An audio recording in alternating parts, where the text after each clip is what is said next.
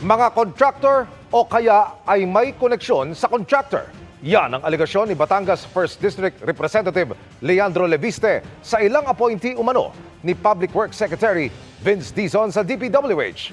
Nakuha daw niya ang impormasyon sa ilang sources sa Kamara pero inaming wala raw ibinigay na ebidensya para suportahan ang alegasyon. Tugon ni Secretary Dizon, agad niya itong aaksyonan. Nakatutok si Tina Panganiban Perez.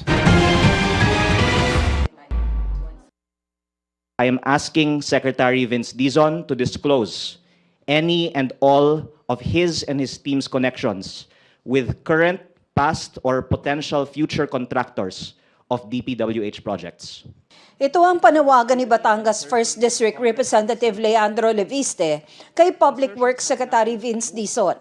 May sources daw siyang nagsabing may appointee si Dizon sa DPWH na contractor umano.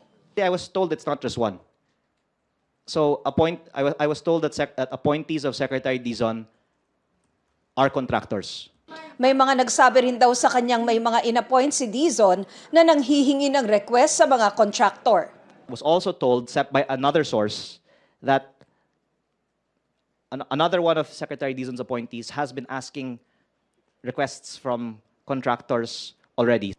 So maybe Secretary Dizon can also check with all of his appointees, who are the contractors, if any, that they have met since their appointment and what they discussed in those meetings. Nang tanungin kung sino ang sources niya, sagot ni Leviste, mga kapwa raw niya kongresista. Pero inamin niyang wala silang binigay na matibay na pruweba.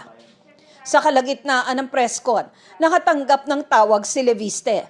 As I said in the press con, I really don't know who's the contractor in your team, but if you can ask them and come clean to the public, then that would, I think, be a sign that there's real change now in DPWH.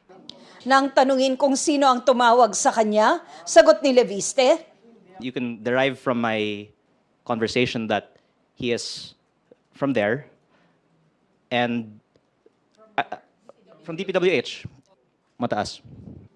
tugon ni Secretary Dizon, aaksyonan niya ang mga inilahad ni Leviste. Hindi ko papalampasin yan kahit anong pa yan. Pero sa pagkakaalam ko, no, dito sa mga undersecretaries, no, na ating inaya, wala sa kanilang kontraktor. Yun ang aking pagkakaalam. Pero ako po mismo, dahil sa report na ito, mag-iimbista na rin ako on my own about this. But I would really appreciate if Congressman Leviste could give me more specifics, if possible names, no, and circumstances. And believe me, I will act on it.